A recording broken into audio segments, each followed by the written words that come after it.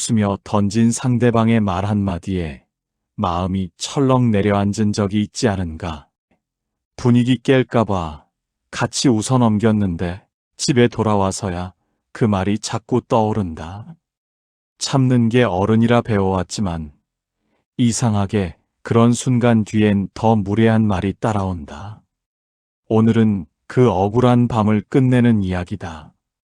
웃음을 잃지 않으면서도 다시는 함부로 말하지 못하게 하는 3가지 방법을 알려드리려고 한다. 구독과 좋아요를 함께 해주시면 흔들리던 마음의 기준을 다시 세우고 정약용의 말로 오늘을 바로잡는 힘을 얻으실 수 있을 겁니다. 여럿이 있는 자리에서 농담처럼 내 말을 끊고 가볍게 낮춰 부르는 사람 한 번쯤 겪어본 적이 있는가? 무시는 감정 문제가 아니라 질서의 문제다. 무시당했을 때 기분이 나쁜 이유는 자존심이 상해서가 아니다. 관계의 질서가 흔들렸기 때문이다. 이 2가지는 다른 문제다. 자존심 문제라고 생각하면 감정을 다스리려 하게 된다. 질서 문제라고 보면 구조를 바꿔야 한다는 걸 알게 된다. 그 차이가 이후 관계 전체를 바꾼다. 무시는 대부분 일부러 나오지 않고 습관에서 나온다. 웃으면서 던지는 가벼운 평가와 상대를 낮추는 농담, 슬쩍 끼워 넣는 반말, 아무렇지 않게 꺼내는 비교. 이런 말을 하는 사람은 나쁜 의도가 없는 경우도 많다. 그냥 그렇게 해도 된다고 느끼는 것이다. 그 느낌은 어디서 오는가? 상대가 그걸 허용해왔기 때문이다. 처음 한 번은 우연일 수 있다. 그런데 2번째부터는 신호다. 그 신호를 그냥 넘기면 상대는 이 관계에서 이 정도는 괜찮다는 기준을 갖게 된다. 참는 것이 분위기를 살리는 것 같지만 실제로는 그 관계 안에서 내 위치를 낮추는 일이다. 관계가 좋아지는 게 아니라 기준이 낮아지는 것이다. 그 기준은 한 번 낮아지면 다시 올리기 어렵다. 나이 들수록 이 행동이 더 굳어진다. 참는 게 어른스러운 거라고 배워온 세대일수록 불편함을 표현하는 것 자체를 예의 없는 일로 여기게 된다. 그런데 현실은 반대다. 참을수록 더 무례한 말이 따라온다. 선을 긋지 않는 사람에게는 선이 없는 것으로 보이기 때문이다. 정약용은 이렇게 보았다. 말이 가벼우면 그 사람의 일도 가볍다. 그는 소리를 높이는 사람보다 말을 아끼는 사람을 신뢰했다. 상대가 나를 함부로 대하는 것은 대개 내가 그걸 허용했기 때문이라고 보았다. 관계의 질서는 처음에 만들어진다. 처음에 어떻게 반응했느냐가 이후 그 관계의 구조를 결정한다. 정약용 철학에서 존엄은 주장하는 것이 아니라 허용하지 않는 태도에서 만들어지는 것이었다. 무시의 감정으로 대응하는 것은 손해다. 목소리가 커지면 상대는 오히려 이상한 사람으로 만들 수 있는 빌미를 갖게 된다. 설명을 길게 하면 설득이 아니라 변명처럼 들린다. 화를 내면 그 감정 자체가 화제가 되고 원래 문제는 사라진다. 효과가 있는 것은 구조 대응이다. 감정 없이 짧게 단단하게. 그 방식이 관계의 질서를 다시 세운다. 노후에 편한 사람은 참는 사람이 아니다. 선 긋는 사람이다. 불편함을 표현하는 것이 관계를 망치는 게 아니다. 관계를 제자리로 돌려놓는 것이다. 무시를 허용하지 않는 태도가 쓸데없는 사람을 미리 걸러주고 진짜 관계만 남게 만드는 것이다. 첫 번째로 무례한 말을 들었을 때 대처하는 방법을 알려드리려 한다. 여럿 있는 자리에서 가족 이야기로 웃음거리 된 적 한 번쯤 있지 않나? 박 여사가 동네 사람들과 차를 마시던 자리에서 김 여사가 웃으며 아들은 아직도 장가 안 갔어? 뭐가 그렇게 눈이 높대? 라고 말했다. 예전 같으면 박 여사는 아들의 사정을 길게 설명했을 것이다. 일이 얼마나 바쁜지, 요즘 젊은 사람들이 결혼을 늦게 하는 이유가 무엇인지 하나하나 덧붙이며 이해를 구하려 했을 것이다. 하지만 그렇게 말할수록 주변 사람들은 더 편하게 농담을 이어갔고 결국 박 여사만 괜히 변명하는 사람이 되곤 했다. 박 여사처럼 사람들이 가장 많이 하는 실수가 있다. 설명하는 것이다. 왜 그 말이 상처가 됐는지, 자기가 어떤 상황이었는지, 그 말이 얼마나 부적절했는지 길게 설명한다. 그런데 설명이 길어질수록 이상한 일이 발생한다. 상대는 오히려 여유가 생긴다. 그 설명 자체가 내가 그 말에 흔들렸다는 증거가 되기 때문이다. 설명은 설득이 아니라 만만함을 증명하는 일이 되는 것이다. 무례에는 설득으로 답할 필요가 없다. 거리 조절로 답하면 된다. 감정을 드러내지 않고, 길게 말하지 않고, 딱 한 문장으로 관계의 경계를 다시 세우는 것이다. 표정은 부드럽게, 문장은 단단하게. 그 조합이 가장 힘이 세다. 화를 내면 상대가 오히려 여유를 가지지만 웃으면서 짧고 단단한 말을 꺼내면 상대가 멈춘다. 이런 경우가 있는지 생각해보라. 상대가 은근히 깔보는 말을 던질 때가 있을 것이다. 직접적으로 나쁜 말을 한 것도 아니고 그냥 웃으면서 지나가는 말처럼 꺼낸다. 그런데 듣고 나면 뭔가 이상하다. 그럴 때 길게 설명하거나 감정을 드러낼 필요가 없다. 웃으면서 이렇게 한마디만 꺼내면 된다. 그렇게 말씀하실 의도는 아니셨죠? 이 말이 나오는 순간 상대는 설명해야 하는 쪽이 된다. 공격한 사람이 해명해야 하는 구조로 바뀌는 것이다. 만약 박 여사가 설명하지 않고 이렇게 말했으면 어땠을까? 잠시 말을 멈추고 상대를 똑바로 보며 그 이야기는 여기서 가볍게 할 말은 아닌 것 같네요 라고 짧게 말했다. 목소리는 크지 않았지만 분명했다. 순간 분위기가 조용해졌고 그 사람도 더 말을 잇지 못하지 않았을까? 그 이후로 모임에서는 누구도 가족의 결혼 이야기를 함부로 꺼내지 않을 것이다. 박 여사가 설명을 멈추고 기준을 보여준 순간 관계의 질서가 달라진 것이다. 또 한 번 더 무시가 느껴지는 순간 역시 길게 설명할 필요가 없다. 그 말은 받아들이기 어렵습니다. 이 한마디로 정리를 해야 한다. 감정을 쏟아내지도 옳고 그름을 따지지도 않지만 분명한 기준은 전달된다. 상대는 그 말 속에서 더 이상 가볍게 대해선 안 된다는 신호를 읽게 되고 이후 말의 태도와 거리도 자연스럽게 달라질 것이다. 이 한마디의 힘은 싸우지 않고도 관계의 주도권을 되찾는 데 있다.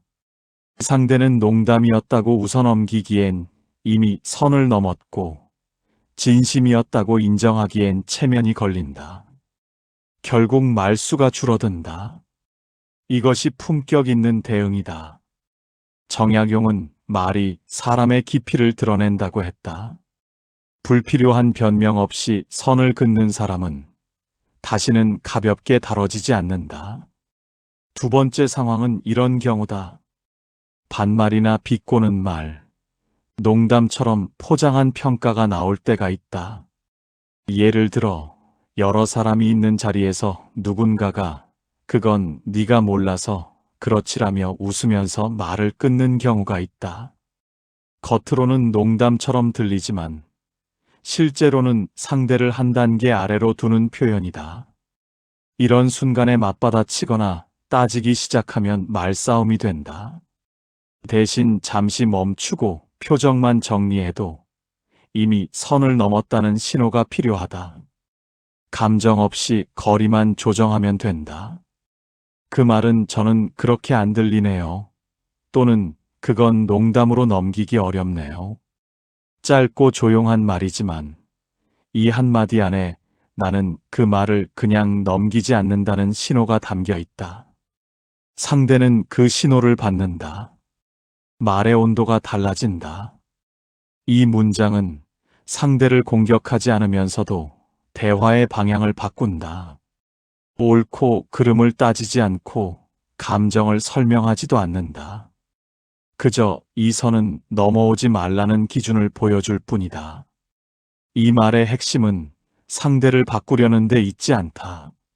나를 어떻게 대해야 하는지 기준을 보여주는 데 있다.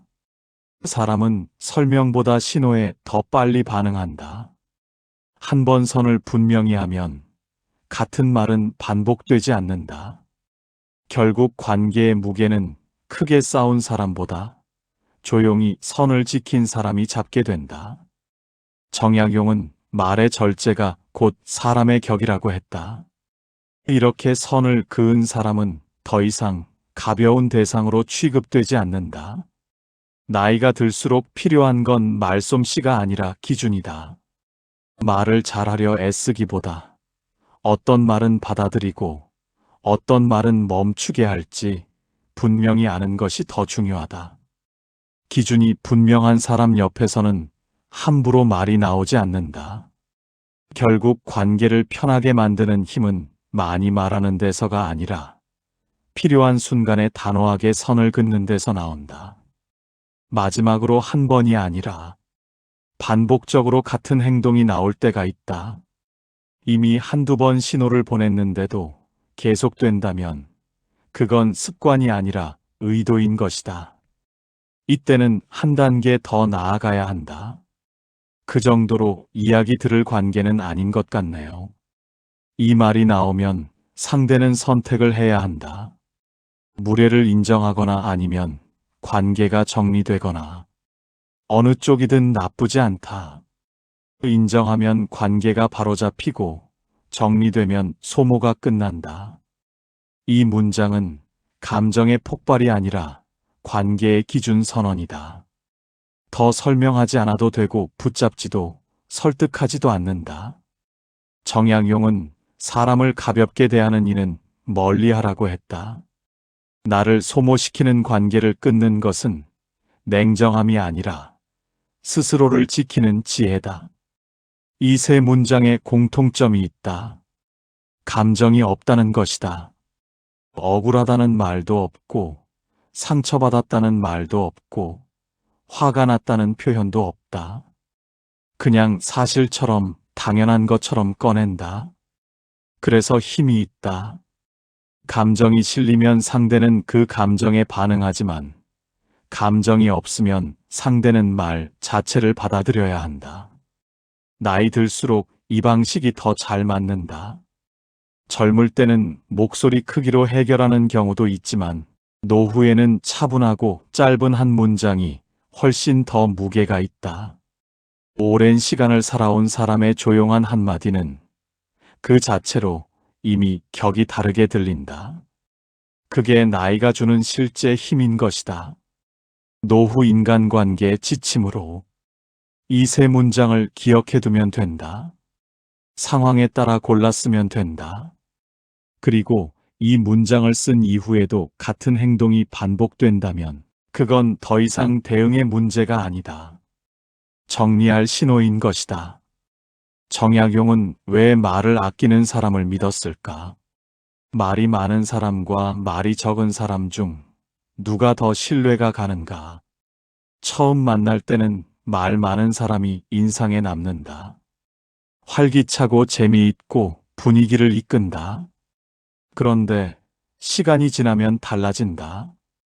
오래 곁에 두고 싶은 사람은 대부분 말이 적고 쓸 때만 쓰는 사람이다. 말의 무게는 양이 아니라 쓰임새에서 나오기 때문이다. 정약용은 이것을 일찍이 간파했다. 말이 가벼우면 그 사람의 일도 가볍다고 보았다. 이 말은 단순히 수다스러운 사람을 경계하라는 뜻이 아니다. 말을 함부로 쓰는 사람은 관계도 함부로 쓴다는 뜻이다. 오늘 친한 척 다가오다가 내일 상처를 주는 사람, 좋을 때는 곁에 있다가 불편해지면 사라지는 사람, 대부분 말에서 먼저 드러난다. 정약용은 관직 시절 사람을 고를 때 소리를 높이는 사람보다 침착하게 한마디를 고르는 사람을 신뢰했다. 급한 상황에서 흥분하지 않고 불리한 상황에서도 말을 아끼는 사람. 그런 사람이 결정적인 순간에 믿을 수 있는 사람이라고 보았다. 말의 무게가 그 사람의 격을 보여주는 것이다. 무시를 당했을 때도 같은 원리가 적용된다. 상대가 가벼운 말을 던졌을 때 똑같이 가벼운 말로 맞받으면 그 관계는 같은 수준에서 싸우는 것이 된다. 그런데 차분하고 짧은 한 문장으로 받아치면 그 순간 관계의 격이 달라진다. 말의 무게가 다른 두 사람이 마주선 구도가 되는 것이다. 상대는 그 차이를 느낀다. 나이 들수록 존엄은 주장한다고 생겨나지 않는다. 나는 이런 사람이다. 나를 함부로 대하지 마라. 이런 말을 해봐야 효과가 없다. 존엄은 허용하지 않는 태도에서 만들어진다. 무례한 말이 나왔을 때 조용히, 단단하게 한 문장으로 경계를 세우는 것. 그 반복이 쌓이면 주변 사람들이 자연스럽게 그 사람을 다르게 대한다. 실전에서 적용할 수 있는 원칙 3가지를 알려드리겠다. 첫째, 설명하지 않는 것이다. 왜 기분 나쁜지, 어떤 상황이었는지 길게 설명할수록 상대에게 여유를 준다. 짧게 끊는 것이 힘이 세다. 둘째, 웃는 것이다. 표정이 부드러울수록 문장이 더 단단하게 들린다. 환한 얼굴로 하는 말은 감정 싸움이 되지만 웃으면서 하는 단호한 말은 상대가 반박하기 어렵다. 셋째, 한 문장만 쓰는 것이다. 2문장 이상이 되면 설명이 된다. 한 문장이면 선언이 된다. 선언은 반박이 어렵지만 설명은 반박이 쉽다. 노후 인간관계는 넓이의 문제가 아니다. 관리의 문제다. 많은 사람을 사귀는 것보다 나를 함부로 대하지 않는 사람들과 관계를 유지하는 것이 훨씬 중요하다. 무시를 허용하지 않는 태도는 외로움을 부르지 않는다. 오히려 쓸데없는 관계를 미리 걸러주고 진짜 관계만 남게 만든다. 그 편이 노후가 훨씬 가볍다. 그리고 이 원칙을 지킨 뒤에도 반복된다면 그건 대응의 문제가 아니라 정리의 문제인 것이다. 무시를 없애려 하지 마라. 대신 대응의 기준을 세워라. 웃으며 던진 한 문장은 노후 인간관계를 정리하는 가장 현실적인 기술이다. 고치려 들지 말고 설명하지 마라. 한 문장으로 충분하다. 사람마다 상황은 다릅니다. 본인에게 맞는 부분만 가져가시면 됩니다. 이만 영상을 마치겠습니다. 이 시간이 도움이 되었다면 구독과 좋아요로 함께 해주세요. 여러분의 노후가 늘 평안하고 지혜롭기를 항상 응원합니다.